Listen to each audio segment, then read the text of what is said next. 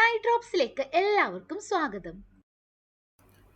Life process in animals എന്ന ചാപ്റ്ററിന്റെ second part പഠിച്ചാലോ? അപ്പോൾ ഫസ്റ്റ് പാർട്ട് കാണാനായിട്ട് ലിങ്ക് കൊടുത്തേക്കാം. ഫസ്റ്റ് പാർട്ട് കണ്ടിട്ട് വേണം സെക്കൻഡ് പാർട്ടിലോട്ട് വരാൻ. എപ്പോഴും പറയുന്നത് പോലെ നിങ്ങൾ നിങ്ങളുടെ ഫ്രണ്ട്സിനും ഷെയർ ചെയ്ത് കൊടുക്കുക, സബ്സ്ക്രൈബ് ചെയ്യുക, ഓക്കെ. ഇഷ്ടപ്പെട്ടെങ്കിൽ ലൈക്കും ചെയ്യുക. അപ്പോൾ നമ്മൾ കഴിഞ്ഞ ക്ലാസ്സിൽ പഠിച്ചത് ഡൈജഷൻ ഇൻ ഹ്യൂമൻ ബീങ്സ് ആണ് അല്ലേ? അപ്പോൾ അതിൻ്റെ ജേർണി സ്റ്റാർട്ട് ചെയ്തത് എവിടെ നിന്നാണ്? നമ്മൾ മൗത്ത് വരെ എത്തി നിൽക്കുകയാണ്. മൗത്തിലെ സലൈവയെ കുറിച്ചും എല്ലാം നമ്മൾ പറഞ്ഞു അല്ലേ? അപ്പോൾ നമ്മൾ പറഞ്ഞൊരു കാര്യമുണ്ട്. എന്തായിരുന്നു? ചപ്പാത്തിയും റൈസ്, അതായത് കാർബോഹൈഡ്രേറ്റ് നന്നായിട്ട് നമ്മൾ ചൂ ചെയ്ത് കഴിയുമ്പോൾ നമുക്ക് എന്ത് ടേസ്റ്റ് വരും എന്നാണ് പറഞ്ഞത്? ഷുഗർ ടേസ്റ്റ് വരും എന്നാണ് പറഞ്ഞത് അല്ലേ? അപ്പോൾ ആ ഷുഗർ ടേസ്റ്റിനുള്ള കാരണം എന്താണ്? നമ്മുടെ സലൈവയാണ് അല്ലേ? Helps to break down the component of food into simpler ones. നമ്മുടെ കാർബോഹൈഡ്രേറ്റിനെ എന്തായിട്ട് മാറ്റിയത്? അത് ഷുഗർ ആയിട്ട് കൺവേർട്ട് ചെയ്തു എന്ന് നമ്മൾ പഠിച്ചു. അപ്പം നമുക്ക് അതിൻ്റെ ഒരു ആക്ടിവിറ്റിയാണ് ചെയ്യാൻ പോകുന്നത്. അതിനെ നമുക്കൊന്ന് കൺഫേം ചെയ്യണമല്ലോ അല്ലേ? അപ്പം നമുക്ക് എന്ത് ചെയ്യണം? ആക്ടിവിറ്റി ചെയ്യണം. അപ്പം നമുക്ക് ആ ആക്ടിവിറ്റി നോക്കാം. വളരെ സിമ്പിൾ ആയിട്ടുള്ള ഒരു ആക്ടിവിറ്റിയാണ്.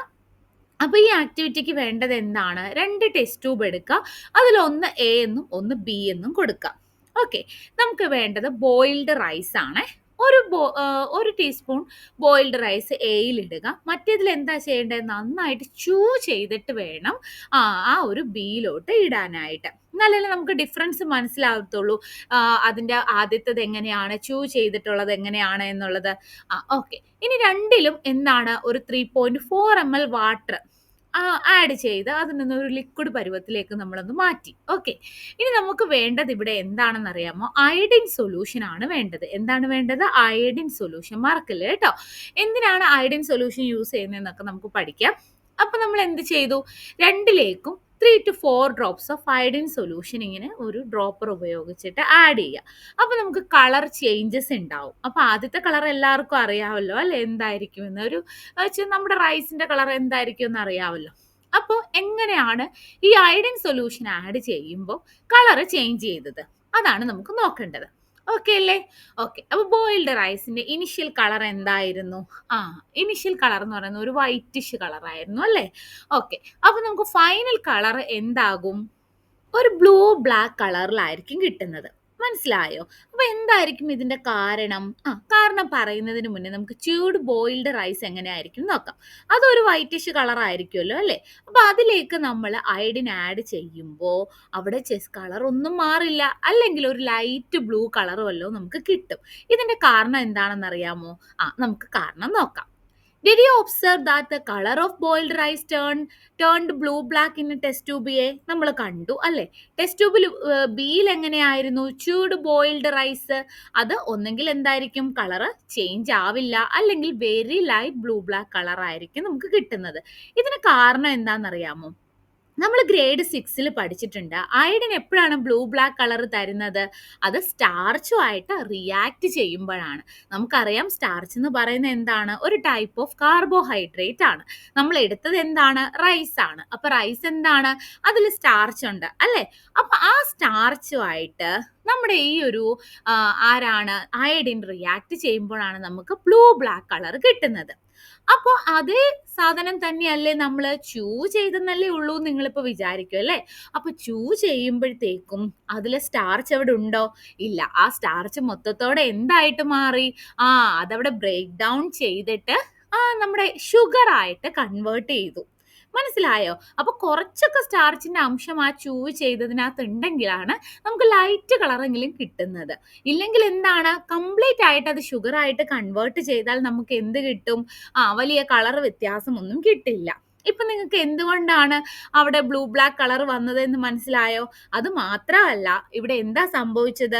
നമ്മൾ കഴിക്കുന്ന ആ ഫുഡിനകത്തെ സ്റ്റാർച്ച് ബ്രേക്ക് ഡൗൺ ചെയ്തിട്ട് അത് കുറച്ചുകൂടി ചെറുതായിട്ടുള്ള ഷുഗറിലേക്ക് മാറി. അപ്പൊ അവിടെ എന്താണ് സംഭവിച്ചത്? അവിടെ ഫസ്റ്റ് ഡൈജഷൻ ആണ് നടന്നത്. മനസ്സിലാവുന്നുണ്ടോ? എന്താണ് ആ സ്റ്റാർച്ചിനെ അവിടെ ബ്രേക്ക് ഡൗൺ ചെയ്ത് ഷുഗർ ആക്കാൻ ഹെൽപ്പ് ചെയ്തത്? നമ്മുടെ മൗത്തിലുള്ള സലൈവയുടെ ആക്ഷൻ കൊണ്ടാണ് അല്ലേ? It has been broken down into simple sugars by the action of saliva. Clear ആവുന്നുണ്ടോ നിങ്ങൾക്ക്? അപ്പൊ എന്തുകൊണ്ടാണ് അവിടെ ട്യൂബ് ബിയിൽ കളർ ഇല്ലാന്നെന്ന് മനസ്സിലായല്ലോ? Okay അല്ലേ? Okay. Now we know that saliva secretion in the mouth helps break down starch into sugar. This process of breaking complex food component into simpler form in the body is called digestion. Okay, ഞാൻ പറഞ്ഞത് തന്നെയാണ്. Food is partially digested in the mouth. അപ്പോൾ ആദ്യം partially ആയിട്ട് അത് digest ചെയ്യുന്നത് എവിടെ വെച്ചിട്ടാണ്? മൗത്തിൽ വെച്ചിട്ടാണ് അല്ലേ? മൗത്തിൽ വെച്ചിട്ടാണ് അവിടെ നടക്കുന്നത്. അപ്പോൾ ഫസ്റ്റ് നമ്മുടെ അത് കഴിഞ്ഞു. ഇനി അപ്പം നമ്മുടെ മൗത്തിൽ വെച്ച് പകുതി ഡൈജസ്റ്റ് ആയിട്ടുള്ള ഫുഡ് ഇനി എങ്ങോട്ട് പോകണം? നമുക്ക് താഴേക്ക് പോകണം. താഴേക്ക് പോകണമെങ്കിൽ അവിടെ എന്ത് വേണം? അവിടെ അനദർ ആയിട്ടുള്ള ഒരു പൈപ്പ് വേണം അല്ലേ? ഇത് മൊത്തത്തോടെ എന്താണ്? നമ്മൾ എലമെന്ററി കനാൽ എന്നാണ് പറയുന്നത്. അപ്പോൾ എലമെന്ററി കനാലിലെ ഓരോ ഭാഗത്തിനും ഓരോ പേരുണ്ട്. മനസ്സിലായോ? ഇനി നമ്മൾ പഠിക്കാൻ പോകുന്നത് ഫുഡ് പൈപ്പാണ്. എന്താണ് ഫുഡ് പൈപ്പ്? അപ്പോൾ വായിൽ നിന്ന് അത് ഫുഡ് പൈപ്പ് വഴിയാണ് താഴേക്ക് വരേണ്ടത്. Okay, okay. അപ്പോൾ ഫുഡ് പൈപ്പ് എന്താണെന്ന് നമുക്ക് നോക്കാം. എന്താണ് ഈ ഫുഡ് പൈപ്പിന് പറയുന്ന പേര്? ഈ ഫുഡ് പൈപ്പിന് ഒരു പേരുണ്ട്. എന്താണ്? ഈസോഫാഗസ് എന്നാണ് ഈ ഫുഡ് പൈപ്പിന്റെ പേര്. സ്പെല്ലിംഗ് എല്ലാവരും നോക്കിക്കേ. OESOPHAGUS. ഈസോഫാഗസ് എന്നാണ് അതിനെ പ്രൊനൗൺസ് ചെയ്യേണ്ടത്. ഓക്കെ, എന്താണ് ഈസോഫാഗസ് അല്ലെങ്കിൽ ഫുഡ് പൈപ്പ് എന്ന് പറയുന്നത്? A passage from the mouth to stomach. നിങ്ങൾക്ക് അറിയാം അല്ലേ, നമ്മുടെ ആ ഫുഡ് പൈപ്പ് വരുന്നത് ഏത് ഭാഗത്തായിരിക്കും? നമ്മുടെ ആ ഒരു ത്രോട്ട്, നെക്കിന്റെ ഭാഗത്തായിരിക്കും അല്ലെ? നെക്ക് തൊട്ട് ചെസ്റ്റ് വരെയുള്ള ഭാഗമായിരിക്കും നമ്മുടെ ഒരു ഫുഡ് പൈപ്പ് അല്ലെങ്കിൽ ഈസോഫാഗസ് എന്ന് പറയുന്നത്. മനസ്സിലായല്ലോ? എലമെന്ററി കനാൽ, ഈസോഫാഗസ്, ഇങ്ങനെ പേരൊന്നും തെറ്റിപ്പോവരുത്. ഓക്കെ അല്ലേ? Okay. Oesophagus food pipe, a passage from mouth to the stomach. Clear ആയല്ലോ? നിങ്ങൾ ഈ ഒരു പിക്ചർ കണ്ടോ? ഇതിന്റെ ഷേപ്പ് ഒന്ന് നോക്കി വെച്ചേക്ക് കേട്ടോ. ഇതിന്റെ ഷേപ്പ് നോക്കിക്കേ, ഒരു വേവ് ലൈക്ക് ഷേപ്പാണ്. അപ്പൊ ആ ഷേപ്പിന് ഒരു പ്രത്യേകതയുണ്ട്. നമുക്ക് നോക്കാം. ആദ്യം എന്താണ്? നമ്മൾ ഫുഡ് നന്നായിട്ട് ച്യൂ ചെയ്യുമ്പോൾ നമ്മൾ ആരാണ് ഹെൽപ്പ് ചെയ്യുന്നത്? സലൈവ അവിടെ ബ്രേക്ക് ഡൗൺ ചെയ്തു. ഇനി സലൈവയ്ക്ക് അത് മാത്രമാണോ പങ്ക്? അല്ല. സലൈവ അവിടെ എന്താ ചെയ്യുന്നത്? ആ ഫുഡിനെ ഒന്ന് മോയ്സ്റ്റൻ ചെയ്യുന്നുണ്ട്, അതുപോലെ നല്ല സോഫ്റ്റ് ആക്കുന്നുണ്ട്. സോഫ്റ്റ് ആക്കിയാലല്ലേ നമുക്ക് അത് ഇറങ്ങി വരുള്ളൂ നന്നായിട്ട്. ഇല്ലെങ്കിൽ നിങ്ങൾ ഡ്രൈ ആയിട്ടുള്ള ഫുഡ് വിഴുങ്ങിയാൽ നിങ്ങൾക്ക് എന്താണ്? ചോക്കിങ് ഒക്കെ പറ്റും അല്ലേ? ഓക്കെ, അപ്പൊ നമ്മുടെ സലൈവ അവിടെ എന്തും കൂടെ ചെയ്യുന്നുണ്ട്? ഇറ്റ് മോയ്സ്റ്റൻ ഇറ്റ്, അതുപോലെ തന്നെ making it soft and easy to swallow. ഇനി നമ്മുടെ ടങ് എന്താണ് ചെയ്യുന്നത്? അതിനെ അങ്ങ് തള്ളി താഴേക്ക് വിടുന്ന ആളാരാണ്? ടങ്ങാണ് കേട്ടോ. Your tongue help in mixing chewed food. അത് മാത്രമല്ല, അത് ചൂട് ഫുഡിനെ മിക്സ് ചെയ്ത് സലൈവയുമായിട്ട് മിക്സ് ചെയ്തിട്ട് pushing this soft and food into the long flexible tube called food pipe അല്ലെങ്കിൽ ഈസോഫാഗസ്. ക്ലിയർ ആയല്ലോ? അപ്പൊ ടങ് എന്തിനാണ്? ആ ചൂട് ഫുഡിനെ സലൈവയുമായിട്ട് മിക്സ് ചെയ്തിട്ട് നമ്മുടെ എന്താണ്? പുഷ് ചെയ്യുന്നു. ക്ലിയർ ആയല്ലോ? അപ്പൊ അവിടെ പുഷ് ചെയ്ത് നമ്മുടെ ഈസോഫാഗസിൽ എത്തി. ഇനി ഇവിടുന്ന് എങ്ങനെയാണ് ഇത് താഴേക്ക് വരുന്നത്? അതാണ് നമ്മുടെ ഈ ഫുഡ് പൈപ്പിന്റെ പ്രത്യേകത. ഈ ഫുഡ് പൈപ്പിന് വോള് കണ്ടോ? എങ്ങനെയാണ് ഇരിക്കുന്നത്? വേവ് ലൈക്കാണ് അല്ലേ? അപ്പൊ അതിനെന്താണ്? ജെന്റ്ലി കോൺട്രാക്ട് ചെയ്യാനും റിലാക്സ് ചെയ്യാനും ഉള്ള കഴിവുണ്ട്. ഈ ഒരു കോൺട്രാക്ഷന് റിലാക്സ് അത് എന്ത് ചെയ്യും? ഇതിനെ ഇങ്ങനെ നന്നായിട്ട് ഈസി ആയിട്ട് ആ ഫുഡിനെ എന്ത് ചെയ്യാൻ പറ്റും? താഴേക്ക് പുഷ് ചെയ്യാൻ സാധിക്കും. ക്ലിയർ ആവുന്നുണ്ടോ? The wall of food pipe gently contract and relax in a wave like motion to push the food down into the stomach. അപ്പൊ എങ്ങോട്ട് പോയത്? സ്റ്റൊമക്കിലേക്ക് എത്തും. This movement takes place throughout the elementary canal and pushes the food forward. ഇങ്ങനെയാണ് ആ ഒരു elementary കനാലിൽ through out നടക്കുന്നത്. ക്ലിയർ ആയല്ലോ? അപ്പൊ നമ്മൾ ഫുഡ് പൈപ്പ് കഴിഞ്ഞു. ഇനി ഫുഡ് പൈപ്പിന്റെ എൻഡ് എവിടെ ചെന്നാണ് നിൽക്കുന്നത്? സ്റ്റൊമക്കിലാണ് അല്ലേ? അപ്പൊ ഫുഡ് എങ്ങോട്ടായിരിക്കും എത്തുന്നത്? നെക്സ്റ്റ് സ്റ്റൊമക്കിലായിരിക്കും. അപ്പൊ ഇനി എന്താണ് സ്റ്റൊമക്കിൽ നടക്കുന്നതെന്ന് നോക്കാം. ഇതാണ് നമ്മുടെ സ്റ്റൊമക്ക് എന്ന് പറയുന്നത്. കണ്ടോ? ഇതാണ് നമ്മുടെ സ്റ്റൊമക്ക്. അപ്പൊ സ്റ്റൊമക്ക് നിങ്ങൾ ശ്രദ്ധിച്ചു നോക്കിക്കേ, ഇതിനകത്ത് കുറച്ച് വോൾസ് ഉണ്ട്. കണ്ടോ? ഇതാണ് സ്റ്റൊമക്ക് വോൾ എന്ന് പറയുന്നത്. അപ്പൊ ഇത്രയും കാര്യം ഒന്ന് ഓർത്തിരിക്കാൻ നമുക്ക് സ്റ്റാർട്ട് ചെയ്യാം. In the stomach, the walls contract and relaxes to churn the food.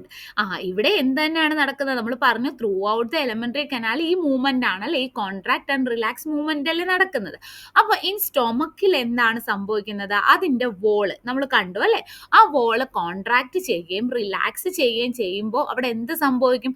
ആ ഫുഡ് നന്നായിട്ട് ഇങ്ങനെ കുഴഞ്ഞു വരും, അതായത് ചേൺ ചെയ്യും അല്ലേ, നല്ല മിക്സ് ചെയ്ത് വരും. അപ്പൊ ഈ മിക്സ് ചെയ്ത ഫുഡ്, അതായത് ഈ ചേൺ ചേൺഡ് ആയിട്ടുള്ള ഫുഡ് എന്താകും? Churned food is then mixed with എന്തുമായിട്ടാണ് മിക്സ് ചെയ്യുന്നത്? Secretion from the inner lining of the stomach.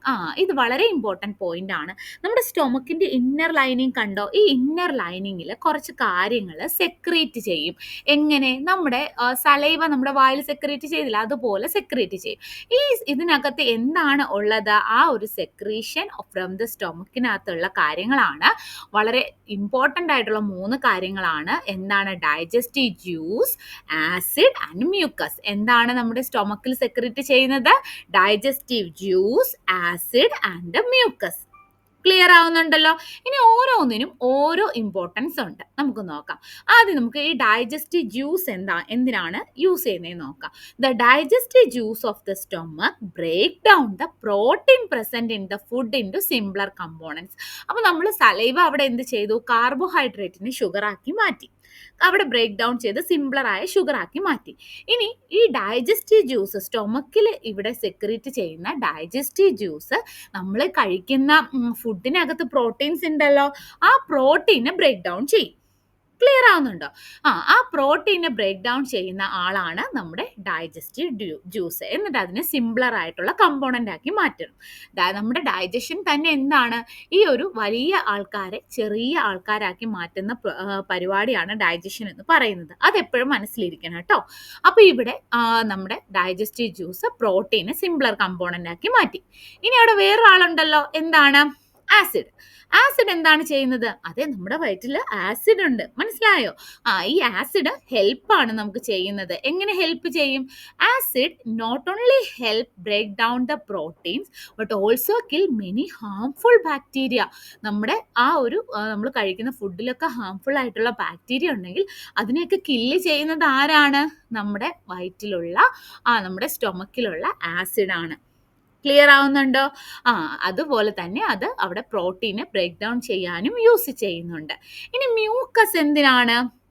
Mucus എന്ന് പറഞ്ഞാൽ the mucus protect the stomach lining from the acid. ഇപ്പം ആസിഡ് വരുന്നുണ്ടല്ലോ, അപ്പോൾ അത് നമ്മുടെ എന്താണ് സ്റ്റൊമക്കിൻ്റെ ലൈനിങ്ങിനെ കേടാക്കാതെ ചെയ്യാൻ വേണ്ടി, പ്രൊട്ടക്റ്റ് ചെയ്യാൻ വേണ്ടിയാണ് അവിടെ മ്യൂക്കസ് ഉള്ളത്.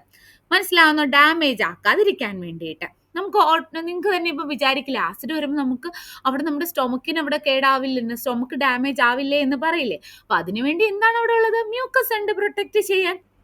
നോക്കിക്കേ, എന്തൊക്കെ അത്ഭുതങ്ങളാണല്ലേ നമ്മുടെ ശരീരത്തിൽ നടക്കുന്നത്.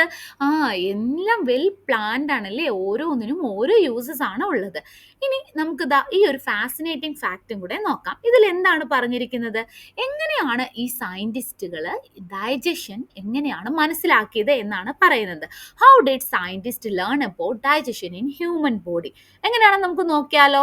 അതെ, ഇത് 1822 കാര്യമാണ്. ഒരു മാൻ നെയ്മഡ് അലക്സിസ് സെന്റ് Martin was accidentally shot in the stomach. അദ്ദേഹത്തിന് സ്റ്റൊമക്കിലാണ് അദ്ദേഹത്തിന് ആ ഒരു ബുള്ളറ്റ്, ആ ഒരു വെടിയുണ്ട കിട്ടുന്നത്, കണ്ടോ? അപ്പോൾ അദ്ദേഹത്തിന് ട്രീറ്റ് ചെയ്ത ഡോക്ടറിന്റെ പേരാണ് വില്യം ബ്യൂമോണ്ട്. അതായത് ആ ഡോക്ടർ അങ്ങനെ അദ്ദേഹത്തിന് ചികിത്സിച്ചുകൊണ്ടിരുന്നു. പക്ഷെ ഇത് കംപ്ലീറ്റ് ആയിട്ട് എന്ത് ചെയ്തില്ല? ക്യൂർ ആവാൻ പറ്റിയില്ല, ഹീലായില്ല. പകരം എന്താണ്? ഒരു സ്മോൾ പെർമനന്റ് ഹോൾ അദ്ദേഹത്തിന്റെ സ്റ്റൊമക്കിന്റെ ഭാഗത്തായിട്ട് വന്നു. അപ്പൊ ഈ ഓപ്പണിങ്ങിലൂടെയാണ് നമ്മുടെ ഡോക്ടർ ഈ കാര്യങ്ങളൊക്കെ ഒബ്സർവ് ചെയ്തത്. മനസ്സിലായോ? അപ്പോൾ അദ്ദേഹം എന്ത് ചെയ്തു? കുറച്ച് എക്സ്പെരിമെന്റുകളും കാര്യങ്ങളും എല്ലാം ഇതിന്റെ നടന്നു. നമുക്ക് അറിയേണ്ട എന്തൊക്കെയാണ്. അപ്പൊ അദ്ദേഹത്തിന് മനസ്സിലായി how different food were broken down and studied how emotions affect digestion. അപ്പോൾ അദ്ദേഹത്തിന് മനസ്സിലായി പല ടൈപ്പിലുള്ള ഫുഡും എങ്ങനെയാണ് ഡൈജഷൻ നടക്കുന്നത്, നമ്മുടെ ഇമോഷൻസ് എങ്ങനെയാണ് ഡൈജഷനെ അഫക്റ്റ് ചെയ്യുന്നത്. ഇതെല്ലാം ആര് കണ്ടെത്തി? അപ്പോൾ ഡോക്ടർ കണ്ടെത്തി. മനസ്സിലായോ? അപ്പോൾ ഒരു ബുള്ളറ്റ് കൊണ്ടൊരു ഉപകാരം ഉണ്ടായല്ലേ? ഓക്കെ, അപ്പോൾ ഇന്ന് ഇത്രയും മതി കേട്ടോ. നമുക്ക് അടുത്തത് നെക്സ്റ്റ് ക്ലാസ്സിൽ പഠിക്കാം. അപ്പോൾ ഇത്ര നിങ്ങൾക്ക് നന്നായിട്ട് മനസ്സിലായിട്ടുണ്ടല്ലോ. അപ്പോൾ ഓരോ പാർട്ടും പഠിച്ച് കഴിയുമ്പോൾ നമ്മളത് നന്നായിട്ട് പഠിച്ചിട്ട് വേണം കേട്ടോ നെക്സ്റ്റ് പാർട്ടിലോട്ട് പോകാനായിട്ട്. അപ്പോൾ ഓരോ പാർട്ടും കുറച്ച് എടുക്കുന്നത് നിങ്ങൾക്ക് നന്നായിട്ട് പഠിക്കാൻ വേണ്ടിയിട്ടാണ്. ക്ലിയർ? ഇതൊരു ഇച്ചിരി വലിയ ചാപ്റ്റർ ആയതുകൊണ്ട് നമ്മൾ പഠിച്ച് പോയാലേ പറ്റുള്ളൂ. ഓക്കെ അല്ലേ? Thank you.